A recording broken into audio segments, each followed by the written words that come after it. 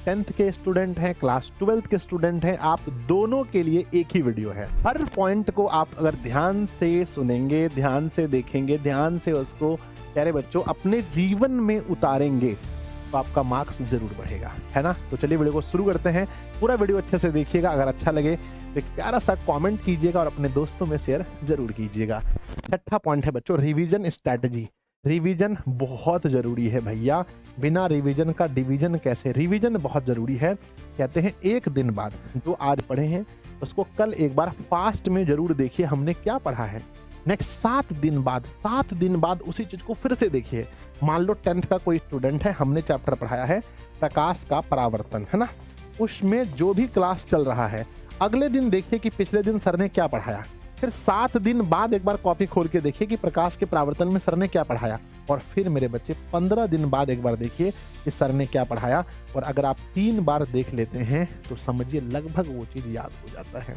5वां पॉइंट है बच्चों हमारा प्रैक्टिस एंड टेस्ट, है ना।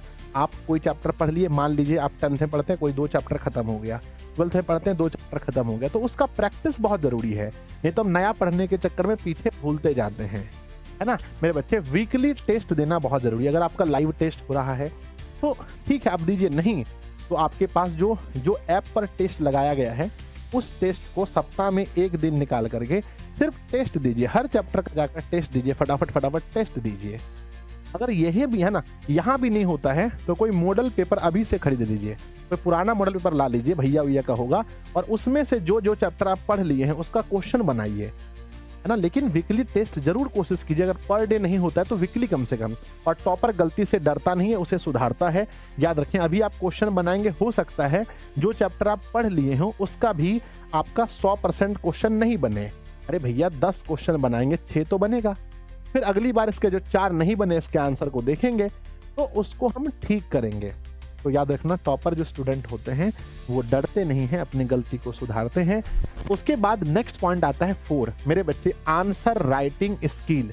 देखिए टॉपर स्टूडेंट जो होते हैं वो नॉर्मल बच्चे को यहीं पीछे छोड़ देते हैं। जितने भी नॉर्मल बच्चे हैं टॉपर बच्चे यहीं सबसे आगे निकल जाते हैं, क्योंकि टॉपर सिर्फ पढ़ता नहीं लिखता भी है। तो आपको याद रखना है कि शुरू से ही आपको लिखने हैं। लिखना कैसे है, अगर आप ऑफलाइन पढ़ने जाते हैं तो सर जो लिखा रहे हैं उसको अच्छे से लिखिए। ऑनलाइन पढ़ते हैं तो जो टीचर बोर्ड में लिख रहे हैं उसको अपनी कॉपी में लिखिए, एक प्यारा सा नोट्स टाइप का बनाइए। इन्हें शुरू से आपको लिखने का प्रैक्टिस करना है। खासकर ऑनलाइन वाले बच्चों में ये बहुत कमजोरी होती है, टीचर सामने से देख नहीं रहा है, मन हुआ तो लिखें, नहीं हुआ तो नहीं लिखें। ये देखिए, अगर आपको लग रहा है हम टीचर को ठग रहे हैं, अपने माता पिता को ठग रहे हैं, तो बच्चों आप खुद को ठग रहे हैं, है ना। तो आपको लिखना चाहिए। नेक्स्ट क्या है, एवरेज आंसर को टॉपर आंसर कैसे बनाएं। अभी से ही सोचना चाहिए कि भाई हमको एक टॉपर का आंसर कैसे बनाना है ना। क्योंकि देखो याद रखिएगा, बहुत बच्चे लगे हैं, क्योंकि जब से ये टॉपर वेरिफिकेशन वाला सिस्टम हुआ है, जो बच्चे 10th क्लास में 5 नंबर की वजह से छूट गए हैं 12th में वो मेहनत करेंगे।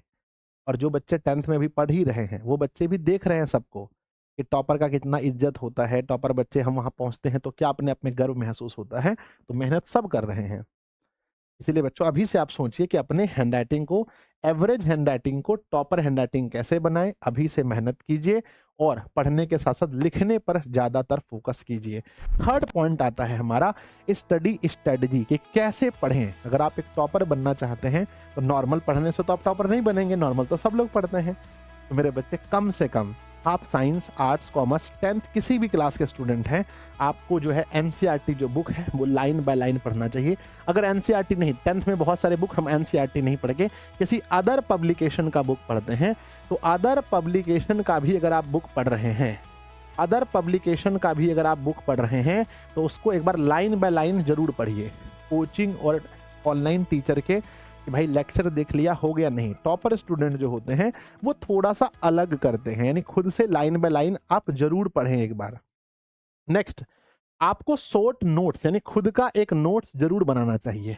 कोई भी चैप्टर पढ़ते हैं उसका अपना आपका नोट्स होना चाहिए। इससे आपको रिवीजन में अक्टूबर के बाद काफी हेल्प आपको मिलेगा। तो अपना नोट्स जरूर रखिए जिससे आपको रिवीजन में काम आएगा, है ना। तो स्ट्रेटजी में, है ना मेरे बच्चे, अगर हम देखें कि कैसे पढ़ें तो कैसे पढ़ने में आपको बुक एक बार लाइन बाय लाइन पढ़ना चाहिए, अपना खुद का नोट्स बनाना चाहिए, है ना। सेकंड थिंग्स है बच्चों टाइम मैनेजमेंट। अगर आप टॉपर स्टूडेंट बनना चाहते हैं, ये जो सबसे जरूरी है हमने लिख दिया है, अगर आप टॉपर बनना चाहते हैं टाइम मैनेजमेंट पर फोकस कीजिए। कोई भी स्टूडेंट जिसको हम वहां देखते हैं 24 घंटे सबको बराबर मिलते हैं। कोई एक बच्चा है जिसको 28 घंटे मिले हैं, किसी को 30, सबको 24 मिला है। मेरे बच्चे 6 से 8 घंटे की इफेक्टिव स्टडी ही है ना, स्टडी ही काफी है। आप कहते हैं सर अभी के महीने में हमें 10 घंटा पढ़ना चाहिए, 12 घंटा कितना, तो मैं कहूँगा ज़्यादा नहीं। अगर आप 6 से 8 घंटे भी पूरा कंसिस्टेंसी के साथ अपने फ़ोन को दूर रख करके कोई बातचीत नहीं, सिर्फ और सिर्फ अगर आप पढ़ाई पर ध्यान देंगे, टाइम पास नहीं करेंगे, तो 6 से 8 घंटा काफ़ी है।